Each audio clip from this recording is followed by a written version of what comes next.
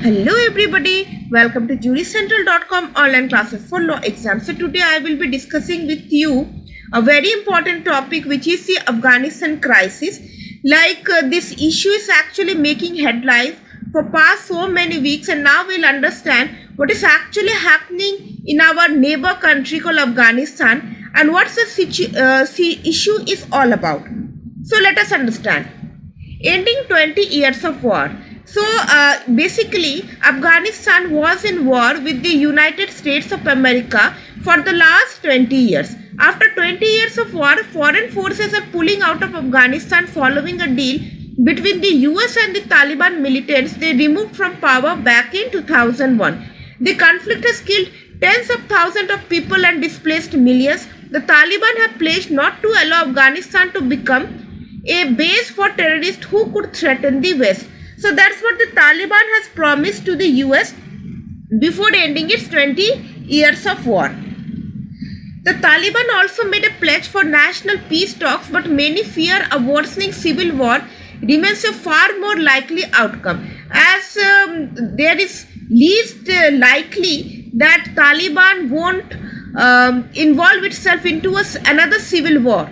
Nevertheless, Joe Biden, the fourth US president to oversee what has become America's longest ever war, one costing hundreds of billions of dollars, has set a symbolic date of 11 September 2021 for full withdrawal. It's time to end America's longest war, he says. The remaining 3,500 troops in Afghanistan will be drawn regardless of whether progress is made in intra-Afghan peace talks or the Taliban reduces its attack on Afghanistan security forces and citizens. So basically, US is least bothered whether Afghanistan improves the the Taliban improves the situation in Afghanistan or not, or whether it involves any civil war. But it is actually most focused in saving its hundreds of billions of dollars which it has spent for the last 20 years for maintaining this war. And it has also set a symbolic date of 11 September 2021 for full withdrawal. So right now there are few, that means almost 3,500 troops are there in the land of Afghanistan, and US has set this date 11 September 2021 when the remaining troops will be called back to US. Who are the Taliban? Now we need to understand who are the Taliban and how they are different from Afghans. They emerged in the civil war that followed the withdrawal of Soviet troops in 1989, predominantly in the southwest and the Pakistan border areas. They enforced their own hardline version of Sharia or Islamic law and introduced brutal punishments. Men were made to grow beards and women had to wear the all-covering burqa. TV, music and cinema were banned.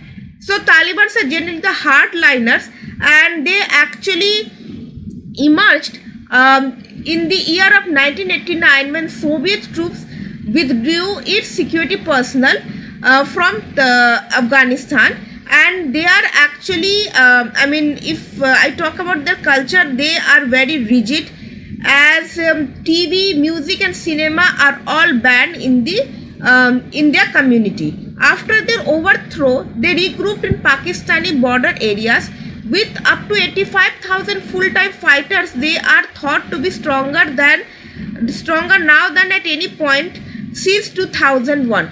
So right now they have 85,000 fighters, which is actually more than the fighters what Afghanistan has in its military. Why US led the war?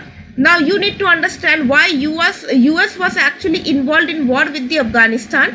Back in 2001, the US was responding to the 9/11 attacks on New York and Afghanistan, in which nearly 3,000 people were killed.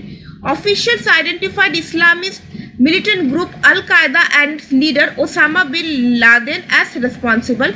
Bin Laden was in Afghanistan under the protection of the Taliban, the Islamists who had been in power since 1996. When they refused to hand him over, the US intervened militarily, quickly removing the Taliban and vowing to support democracy and eliminate the terrorist threat. So it was actually back in the year of 2001 when Al-Qaeda led terrorists so actually attacked the two buildings called World Trade Center and the Pentagon building, and they were actually under the refuge of the Al Qaeda, and its leader Osama bin Laden were under the refuge of Taliban.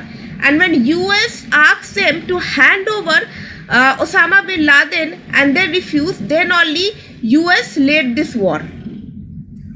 The 9/11 attack, which happened on 11 September 2001, so let us understand. Al-Qaeda, led by Osama bin Laden in Afghanistan, carries out the largest terror attack ever conducted on US soil. Before that, no such terrorist activity was operated in the lands of US. 4 commercial airliners are hijacked. 2 are flown into the World Trade Center in New York, which collapses. 1 hits the Pentagon building in Washington, and 1 crashes into a field in Pennsylvania. Nearly 3,000 people are killed. So in this incident, more than nearly 3,000 people are killed, and these 4 airliners which were hijacked attacked the World Trade Center and the Pentagon building, and the 4th one crashes into the field in Pennsylvania. Fall of Taliban, 13th of November 2001. A US-led coalition bombs Taliban and Al-Qaeda facilities in Afghanistan. Targets include Kabul, Kandahar and Jalalabad. The Taliban, who took power after a decade-long Soviet occupation was followed by civil war, refused to hand over bin Laden. Their air defenses and small fleet of fighter aircraft are destroyed. The Northern Alliance, a group of anti-Taliban rebels attacked by coalition forces, enters Kabul as the Taliban flee the city. So on 30th of November 2001, ultimately there was a fall of Taliban, and and it was actually happened due to a coalition which was led by US and supported by the Northern Alliance. New constitution. After protracted negotiations at a Loya Zigra or Grand Assembly, what it is called, the new Afghan constitution is signed into law. The constitution paves the way for presidential elections in 2004, and after that, Hamid Karzai, the leader of the Popal-Zai Durrani tribe, becomes the first president under the new constitution. He serves 2 5-year terms as president. So the first president after the war was Hamid Karzai according to the new constitution. Then Osama bin Laden killed. The leader of the Al-Qaeda is killed in an assault by US Navy SEALs on a compound in Abbottabad in Pakistan. Bin Laden's body is removed and buried at sea. The operation ends a 10-year hunt led by the CIA. The confirmation that Bin Laden had been living on Pakistani soil fuels accusation in the US that Pakistan is an unreliable ally in the war on terror. So like before that, Osama bin Laden was actually, he has his refuge in Afghanistan, but after the US-led coalition topples the Taliban, then Osama bin Laden fled to the neighboring country called Pakistan, and there he was killed after 10 years of hunt by the CIA, and he was killed by US Navy SEALs on a compound in Abbottabad. Taliban resurges. So after the fall of Taliban, it again resurged in the year 2015. The Taliban launched a series of suicide attacks, car bombings and other assaults. The parliament building in Kabul and the city of Kunduz are attacked. Islamic State militants begin operation in Afghanistan.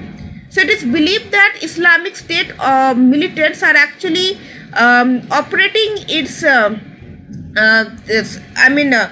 they are propaganda in Afghanistan.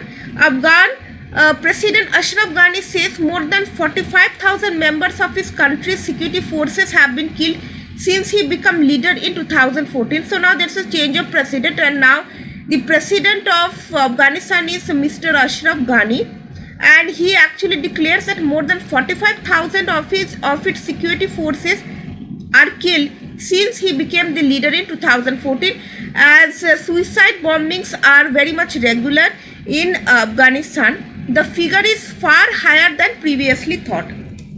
US signs deal with Taliban. US envoy Khalilzad and the Taliban's brother signs an agreement that paves the way for a significant drawdown of US troops in Afghanistan and includes guarantees from the Taliban that the country will not be used for terrorist activities. So before signing this deal, Afghanistan has to make sure that after the troops are removed, it won't involve in any terrorist activities. The US and the Taliban signed an agreement for bringing peace to Afghanistan in Doha, Qatar. And this agreement was signed in Doha, in Qatar. The US and NATO allies agreed to withdraw all troops within 14 months if the militants uphold the deal. President Ghani leaves Afghanistan. So this is the latest development. Ashraf Ghani left along with his national security advisor Hamdullah Mohib and a second close associate to Tajikistan as Taliban takes control of the parliament. So now the president, president actually left the country. The United Nations Refugee Agency said more than 550,000 people in Afghanistan have fled their homes due to the conflict since the start of this year.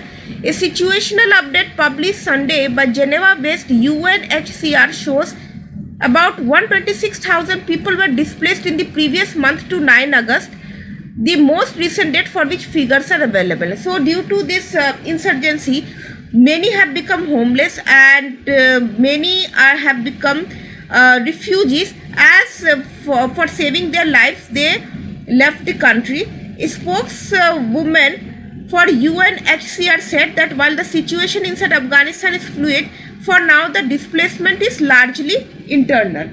So the displacement is largely internal, not external.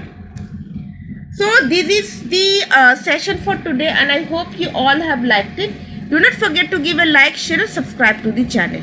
Till we meet the next time, keep watching our channel. Thank you and have a nice day.